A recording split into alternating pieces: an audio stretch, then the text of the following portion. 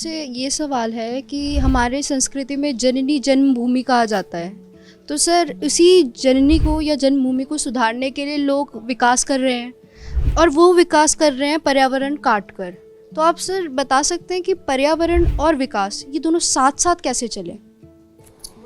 नहीं, इसका सीधा सूत्र है, जननी जन्मभूमिश्च स्वर्गादपि गरीयसी, रामायण कहती है। इसका पूरा सूत्र बहुत सीधा, बहुत स्पष्ट है। आप जब एक तरफ कोई चीज खराब करते हैं तो दूसरी तरफ आप ही निर्माण करते हैं। आप ही निर्माण करता है, आप ही संहारक हैं और आप ही विनाश करता है। आपको तीनों ही स्वरूप अपने ही अंदर रखने पड़ेंगे। आप जब एक तरफ चीजें गड़बड़ कर रहे हो तो आप देखिए, आजकल अच्छी बात यह होगी कि अमीरों को और अब फार्म हाउस की तरफ थोड़ा रुझान बढ़ा है। ये उसी तरफ का एक अच्छा प्रकल्प और विकल्प है। आजकल धीरे धीरे लोग ऑर्गेनिक फूड्स की तरफ रुझान बढ़ा है। अब रुझान तो बढ़ रहा है, आवश्यकता तो बढ़ रही है, आविष्कारों की कमी है। जो बच्चे पढ़ लिख करके लाखों रुपए, करोड़ों रुपए बर्बाद करके अपने घर वालों की अच्छी पढ़ाई करते हैं, जिन्होंने अपने जीवन के 20-22 साल बर्बाद करके पढ़ाई करी है, उनको 15,000, 20,000, 25,000 की नौकरी क्यों करनी है? वो कृषि की तरफ क्यों नहीं जा रहे हैं? क्या शिक्षित होकर के ये सब काम नहीं किए जा सकते? शिक्षित लोग इसलिए नहीं होते कि काम को छोटा और बड़ा बताएं। शिक्षित लोग इसलिए होते हैं कि छोटे से काम को भी बड़े स्तर पर करके दिखाएं, छोटे से काम को बड़ा कर ले जाएं। इसके लिए लोग शिक्षा लेते हैं। हमारे यहाँ परंपरागत हम भीड़ की तरफ चल पड़ते हैं।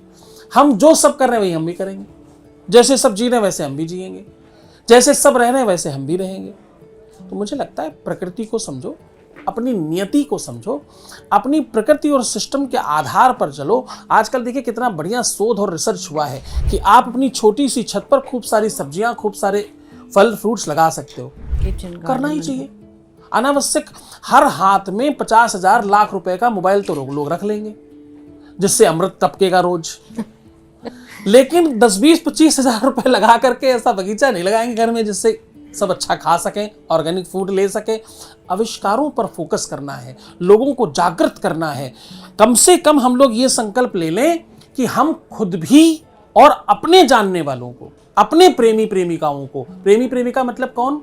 हमारे माँ बाप, हमारे चाचा चाची, हमारे मामा मामी, हमारी नानी नाना, तमाम रिश्तेदार हैं, वो सब प्रेमी हमारे, हम उनके प्रेमी हैं। इनको सबको जगाएंगे, यही ही करना, ऐसा ही करना है, इसी से मदद करेंगे। अगली बार रक्षाबंधन में दीदी को कुछ पैसे दे पाए चाहे नहीं दे पाए, उनके गार्डन की कोई व्यवस्था करके आएंगे, उनकी बालकनी में 2-3 फलों की और सब्जियों की व्यवस्था करके आएंगे। हो सकता आदत पड़ जाए, हो सकता वो जाग जाए, उसके बाद आप एक लगा के आओगे, वो 20 लगाए मिलेंगे अगले बार। तो हम सब खुद जागे, लोगों को जगाएं, ये हमारा पहला निजी धर्म है।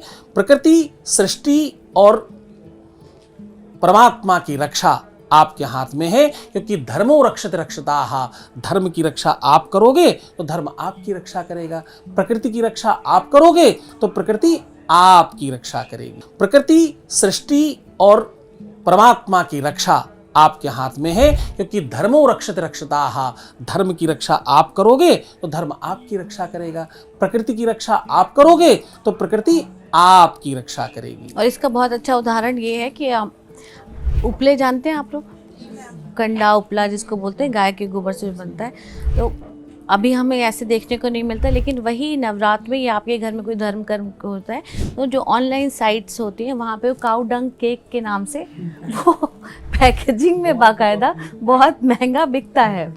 तो आप जिस चीज़ को मतलब गांव देहात की चीज़ सोच कैसे छोड़ देते हैं, वही चीज़ आपकी वो एक नई पैकेजिंग के साथ और महंगी होकर मिलती है। वो क्या है ना, हमारे लोगों को आदत है, योग जब योगा होगा तो माना जाएगा, आयुर्वेद जब आयुर्वेदा होगा तो माना जाएगा, हमारे यहाँ के स्वामी विवेकानंद जब विवेकानंदा होंगे तो माने जाएंगे। हमारे यहाँ को आदत है, हमारी वस्तु को दूसरा कोई छौंक लगाकर, अपना नाम लगा करके वापस हमको दे दे तो हम बड़ा अच्छा मानकर उसे स्वीकार कर लेते हैं। देखिए वो भी फॉलो कर रहे हैं, नहीं कि ये वैसा है, इंटरनेशनल हो गई चीज। तो साहब अपनी चीज अच्छी ही है, वो जिस भी प्रकार की उसे स्वीकार करें, प्रकृति और सृष्टि का रक्षण करें। बाहर की प्रकृति नहीं, अंदर की भी प्रकृति को अच्छा करें। आहार और व्यवहार, ये दो तुम्हारे पैर हैं, जिससे सही चलोगे तो फिर आचरण अच्छा हो जाएगा। आहार, व्यवहार, फिर तुम्हारा आचरण, ये धीरे धीरे चढ़ते चढ़ते तुमसे बड़ा, तुमसे अमीर, तुमसे श्रेष्ठ, तुमसे बेहतर, तुमसे ज्ञानी और तुमसे ज्यादा सफल कोई होगा नहीं। बहुत बस बहुत इतना ही धन्यवाद। करना है। बहुत बहुत धन्यवाद गुरुजी। तो आप उसको बहुत आधुनिक होके अगर बोलते हैं कि मैं एनवायरनमेंट फ्रेंडली बातें करता हूँ, या आप उसे प्रकृति मान के उसकी पूजा करें, बात वही है।